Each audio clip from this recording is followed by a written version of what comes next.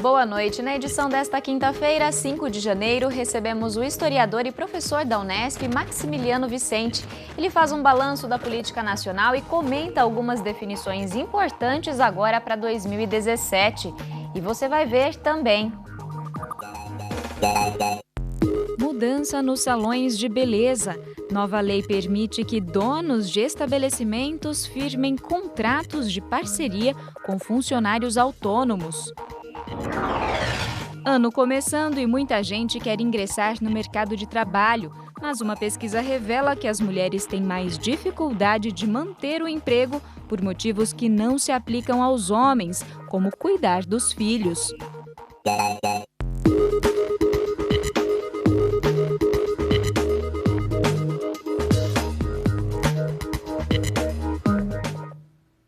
Quem não deseja ter mais garantias no emprego?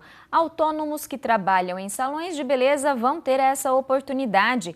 Entrou em vigor neste mês uma lei que autoriza os donos dos estabelecimentos a firmarem contratos de parceria com esses profissionais. Apesar de não existir vínculo empregatício, essa nova relação é benéfica para as duas partes. O Carlos é profissional autônomo e trabalha em uma clínica de estética. E ele só vê vantagens em não ser contratado como CLT. Isso nos dá uma liberdade maior, né, de trabalhar, de apresentar nosso trabalho e de poder fazer nossos horários, né, mais flexível e também poder trabalhar não só num ambiente, outras empresas também, a gente está podendo prestar serviço, né, como eu presto também aqui e em outras clínicas também. É comum encontrar profissionais autônomos em salões e clínicas de estética. Parte do que eles recebem dos clientes fica para o estabelecimento em troca do uso do espaço e dos equipamentos. Para regulamentar esse tipo de parceria, a partir de janeiro passa a vigorar a lei do salão parceiro. Ela desobriga os proprietários dos salões de contratarem os profissionais pela CLT, mas o salão permanece responsável por recolher o INSS dos profissionais. Esta analista do Sebrae explica que ainda é necessário regulamentar alguns tópicos da lei, mas ela traz benefícios tanto para o salão quanto para o profissional. Os benefícios é um aumento no faturamento de ambos, né? Vai ficar mais formal e profissional e vai trazer também benefícios para a formalização daqueles profissionais que ainda não atuam nem como autônomo e nem como um empreendedor individual, como uma microempresa. Os profissionais que podem firmar contrato de parceria com os salões são cabeleireiros, barbeiros, esteticistas, manicures, depiladores e maquiadores. Profissionais com funções auxiliares, como recepcionistas ou faxineiras, devem continuar com contratos CLT. É uma opção, até pelo profissional. Ele pode optar por ser contratado pela CLT e o salão também contratá-lo pela CLT, mas muitos, né, na maioria, eles estão vendo como benéfico, porque eles vão ter um aumento de faturamento, né? Então, esse aumento que está incentivando mesmo esses profissionais a procurarem já, né? A gente já está tendo uma demanda muito grande até de atendimentos por conta disso. A Ana Paula é dona da clínica onde o Carlos trabalha. Ela também acredita que a lei vai trazer vantagens para ambos os lados. Com esse novo cenário econômico que a gente está vivendo em político, essa nova lei ela vem formalizar, né, o que hoje já existe há um tempo, né, garantindo os direitos e os deveres tanto do proprietário quanto dos parceiros, né, e também a questão de custos para o salão, né? Reduz bastante o custo e a gente consegue trabalhar com um preço legal com os clientes. Mas ela destaca a importância de contratar também profissionais seletistas. Os autônomos são importantes, têm uma contribuição importante, mas os seletistas também, a contribuição eu acredito que seja até um pouco maior, porque tem a questão dos horários, as regras que conseguem cumprir e manter uma ordem no estabelecimento. A Luciane trabalha como manicure em domicílio. Ela usa o próprio material e vai de carro até a casa das clientes no horário marcado. Ela já trabalhou em salões e pagava parte do que recebia para os donos. Há 9 anos como profissional independente, a manicure avalia que os valores cobrados pelos salões como comissão poderiam ser mais justos. Hoje em dia eu não tenho ideia de quanto seja, mas do tempo que eu parei, não compensava. Compensava eu trabalhar por conta e ter tudo para mim, né? Muitos salões procuram manicure, assim, exageradamente, né? Talvez por isso, né? Essa procura, né? Pelo fato de ser muito alta a comissão, né? Então, a gente prefere trabalhar por conta. Você nem planeja, então, voltar para um salão, né? Não, não. Por enquanto, não.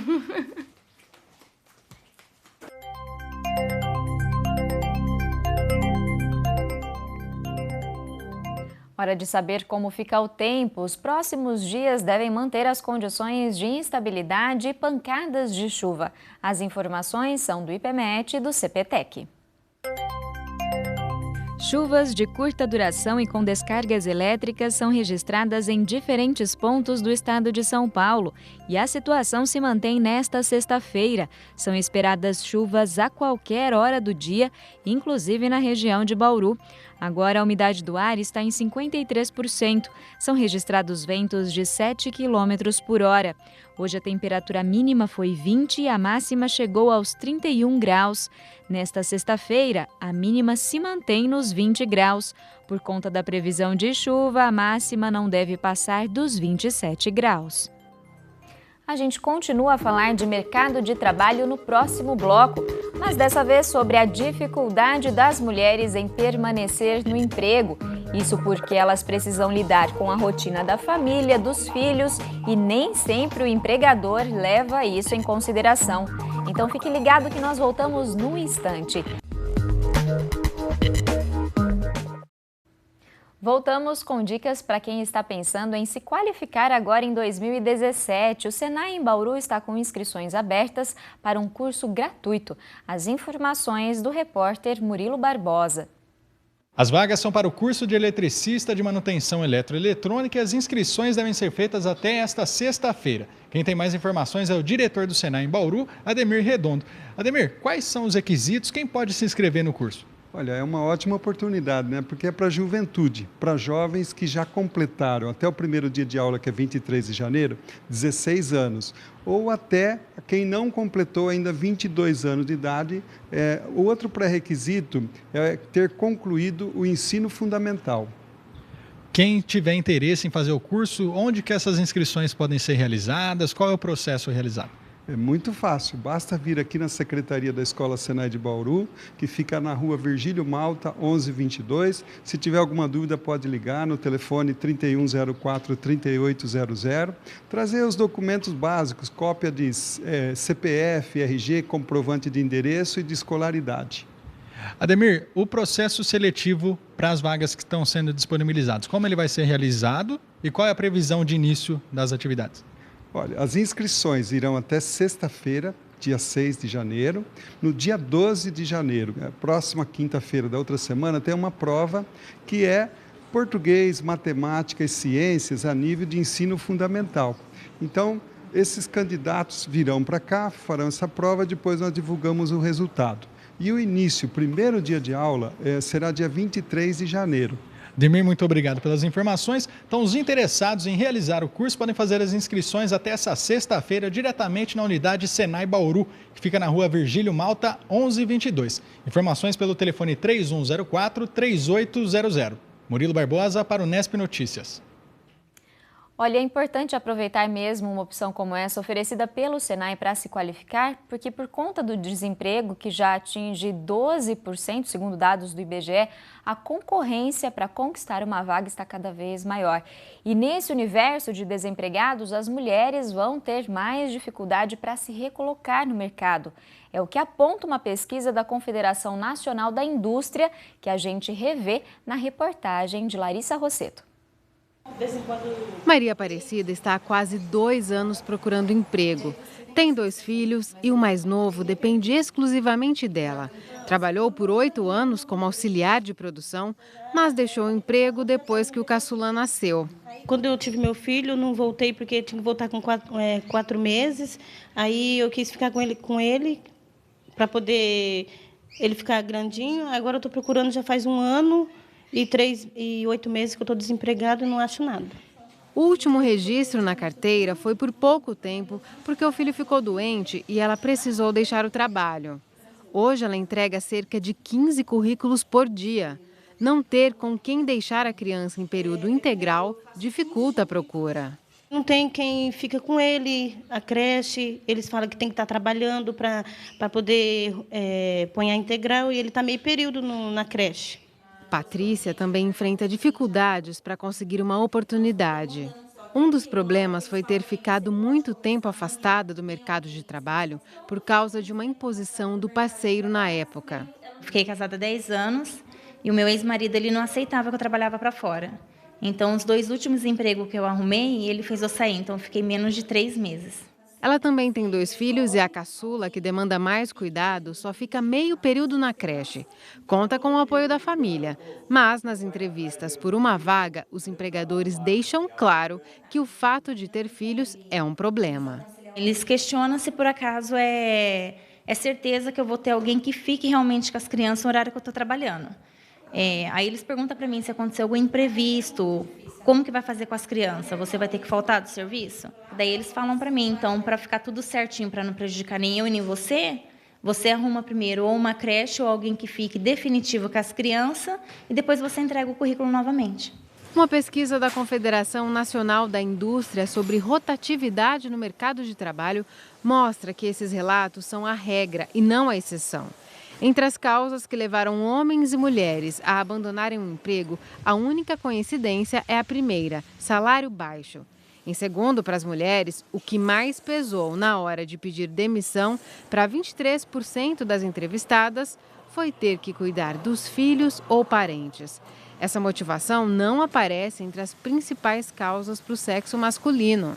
Esta pesquisadora, que estuda questões de gênero, explica que esse papel da mulher como cuidadora do lar, uma barreira para a inserção dela no mercado de trabalho, foi construído socialmente. Isso já é uma tradição, né, histórica, não é algo que é natural, embora tenha sido naturalizado, que faz com que as mulheres, em algum momento, né, fez com que as mulheres fossem as personagens privativas do lar. E no momento em que você tem uma tentativa das mulheres em participar mais da vida política, das decisões para o próprio grupo, inclusive na vida pública, né, trabalhando, estudando, essas naturalizações, essas construções passam a ser duramente criticadas, né, e elas entram em xeque. Ela acredita que ainda vai levar muito tempo para a superação dessa cultura que restringe certas responsabilidades ao sexo feminino. O que costuma ocorrer é que, a cada momento em que a mulher demonstra algum tipo de possibilidade de competir em pé de igualdade com os homens, quem está ocupando locais importantes, né, de decisão, delibera sobre aquilo que é possível, aquilo que não é possível, né, isso para toda a população. Quando você quando você proíbe estudos de gênero, por exemplo, dentro das escolas, né, para crianças, seja da educação infantil ao ensino médio, mesmo em universidades, isso também é questionado, você também impede que haja uma discussão maior e que haja, inclusive, uma possibilidade de mudança cultural. Patrícia sabe bem o que isso significa na prática. É a mulher que acompanha as crianças no médico, é a mulher que acompanha as crianças na escola. Então, o que acontece com as crianças é sempre a mulher. Então, fica muito mais difícil a gente conciliar serviço, casa e criança. Ainda mais sem emprego, então está tudo mais difícil mesmo. A gente muda agora de assunto. O site Cultura Acadêmica da editora Unesp acaba de lançar o e-book Universidade, Poder e Direitos Humanos, elaborado pelo Grupo de Pesquisa Ética, Educação e Direitos Humanos da Unesp em Bauru. O livro é resultado da exposição de temas durante um colóquio realizado em dezembro e traz assuntos como formação ético-política, movimento estudantil e violência de gênero. A publicação pode ser baixada gratuitamente no site Cultura Acadêmica ou no endereço unesp.tv/direitos humanos.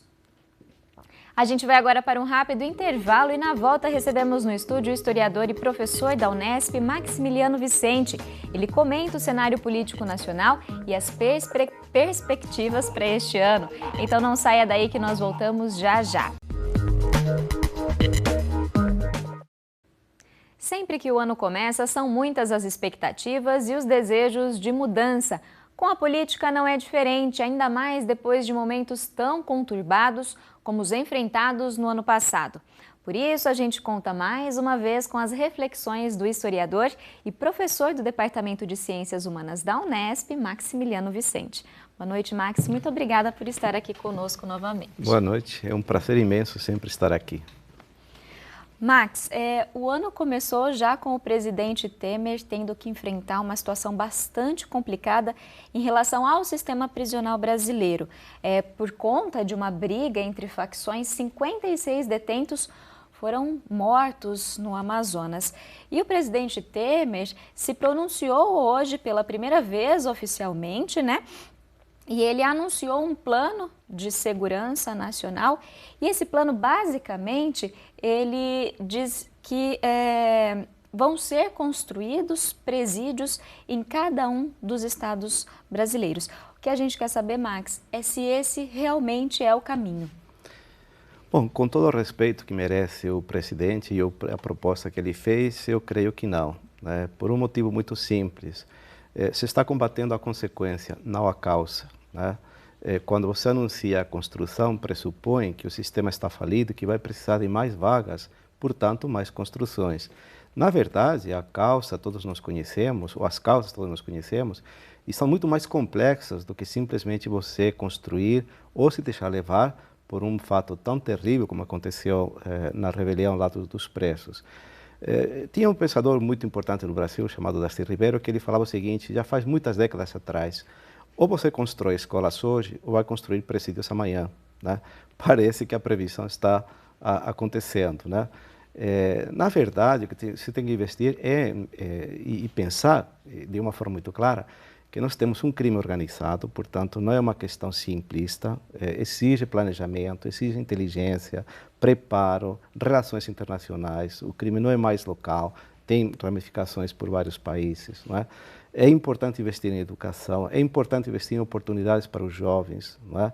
Você tem que minar a fonte de onde esse processo se origina e combater as consequências, não é? Não desde o ponto de vista prisional, mas sim tentar criar estruturas para que não se repita essa cena ou esses acontecimentos que todos nós vivenciamos cotidianamente e que são lamentáveis, né? A insegurança hoje, junto com a corrupção, eu creio que são dois pontos que, se você perguntar a cada 3 pessoas do país, 2 vão te falar que pelo menos esses são os pontos mais preocupantes. Precisa então ser um investimento a longo prazo. Com toda certeza, e tem que ter sim uma parceria entre os diversos poderes, nas diversas instâncias. Não adianta você ter projetos que não integrem as forças, a inteligência, as informações, as trocas de conteúdo, não é? Algo que é básico em qualquer país do mundo. Uma outra situação que o presidente está tendo que lidar, uma situação delicada, é em relação à eleição da presidência da Câmara. Hoje, o presidente da Câmara é o Rodrigo Maia, ele chegou a esse cargo depois da cassação do Cunha. Pela legislação, um presidente da Câmara ele não poderia ser reeleito numa mesma legislatura, mas o caso do Rodrigo Maia é diferente. E o PMDB está rachado, né, em relação ao apoio ao Rodrigo Maia, né? Quais as implicações, Max, dessa eleição e o que pode acontecer com o governo Temer, né, se o Rodrigo Maia ele for eleito e se ele não for? Bom, você falou uma coisa muito importante, né? A candidatura de Rodrigo Maia ainda depende da aprovação da Justiça, né? Provavelmente ele conseguirá isso, né? Mas depende da Justiça, não é líquido e certo que ele vai poder sair candidato, né? Agora, veja, em todos que estão postulando o cargo, não há grandes diferenças entre eles, ou seja, você não tem um membro da oposição capaz de liderar uma escolha da presidência da Câmara. Tanto o Centrão como o PMDB, os candidatos que estão apresentando, estariam alinhados, teoricamente, com o governo Temer, não é? E isso é muito importante para o país porque, veja, o poder que tem o presidente do Congresso no momento atual é decisivo, né? Basta lembrar, por exemplo, no impeachment da presidenta Dilma, que ele aconteceu porque o presidente da Câmara dos Deputados aceitou a denúncia. Poderia não ter aceitado, né? E como nós temos uma agenda muito complicada para o país este ano, haja visto a reforma da Previdência, a reforma trabalhista, a política tributária, enfim, uma série de medidas estruturantes muito fortes, é fundamental para o governo Temer que tenha o que garanta e que mantenha esse grupo de deputados que estão do lado dele. Penso eu que Rodrigo Maia seria o candidato ideal para o Palácio do Planalto, né? Já provou na PEC do teto dos gastos públicos, né, que ele se empenhou pessoalmente para que fosse aprovada. Portanto, já mostrou a fidelidade que tem com relação ao Palácio do Planalto. Mas essas reformas que temos aí pela frente são muito complicadas, de clara repercussão social. Nós não sabemos se a população vai ficar quieta ou vai se manifestar, né? Então, o quadro atual é um quadro muito delicado, né? Seja quem for o presidente da Câmara, tem que ter um respaldo político forte, né? E aí, então, é que entra o jogo de interesses, né? Que para nós parece invisível, mas que é concreto e real, que é a moeda de troca que tem os deputados com relação ao governo federal. O apoio custa e o presidente da Câmara tem que, de alguma forma, responder a esses interesses. Max, agora para a gente encerrar, um outro assunto que vem se arrastando desde o ano passado é o julgamento da chapa Dilma e Temer, né? As irregularidades de campanha, né, precisam ser julgadas pelo TSE e existe a previsão de que esse julgamento seja feito esse ano? Quais as implicações disso para o governo? Sim, tudo indica que será ainda entre metade do ano, metade para frente, né, de acordo com as falas dos presidentes envolvidos na questão. Olha, a implicação hoje em dia seria a seguinte: numa eventual cassação da chapa, que pode vir a acontecer, sim, pode, né, então seria uma eleição indireta, né, ou seja, o Congresso elegeria um presidente para acabar o mandato, né? Já que uma vez estamos no momento em que se passou metade do mandato da chapa, né? Por outro lado, eu vejo um pouco complicado essa medida, que se tome essa medida, porque existe possibilidade de recursos e recorrer de muitas formas, né? Até agora, o PMDB tem sustentado que economicamente ele está isento do orçamento, do que foi gasto pela chapa. Mas resulta difícil acreditar nisso, uma vez que os dois eram candidatos e, consequentemente, teriam tido reuniões, enfim, falas entre eles, diálogos, explicando como que estava a situação econômica. Ou seja, não adianta o presidente dizer que ele não participou desse processo, porque foi do PT, porque, na verdade, ele fazia parte da chapa, portanto, tinha que ter conhecimento do que estava acontecendo, né? De qualquer forma, é um julgamento longo, né? Muito longo. Max, eu agradeço mais uma vez todas as suas contribuições aqui para a gente. Eu que agradeço a oportunidade e um feliz 2017 para todos. Igualmente. Por hoje é só, a gente volta a se encontrar ao vivo amanhã às 6h30 da noite. Tchau!